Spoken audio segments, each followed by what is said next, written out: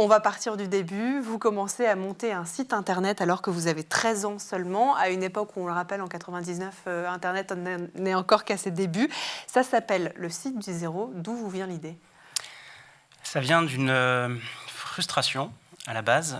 Je voulais apprendre à créer des sites web parce que je venais d'avoir Internet à la maison et je pouvais me connecter, charger des pages web. Bon, c'était un peu lent à l'époque, j'avais qu'une heure par mois d'Internet, donc c'était une autre époque. On ne s'en rend pas compte On aujourd'hui. oublie, Ouais. mais accéder à Internet une heure par mois, c'est pas beaucoup. Et en plus, ça bloquait le téléphone, donc maman n'était pas contente, forcément. Bah oui. Et en fait, je voulais donc apprendre à créer des sites web et je ne trouvais pas de ressources en librairie et à la FNAC notamment pour apprendre. Je ne pensais pas du tout à apprendre en ligne parce que c'était inconcevable d'apprendre en ligne avec une heure par mois. Donc j'étais allé en librairie, en bibliothèque, j'ai cherché des livres pour débutants, je ne les ai pas trouvés. Ils étaient tous pour des professionnels du numérique avec au moins 3 à 5 ans d'expérience. Et moi, j'étais un collégien de 12-13 ans qui se demandait comment faire. Je me sentais un peu rejeté par ça. Et donc je me suis dit, c'est quand même pas possible, que ça n'existe pas. Et j'ai choisi quand même de prendre un de ces livres que je me suis fait offrir à Noël, que j'ai lu, et que j'ai voulu réécrire de la façon dont j'aurais aimé l'apprendre pour le débutant que j'étais. Et c'est devenu le site du zéro.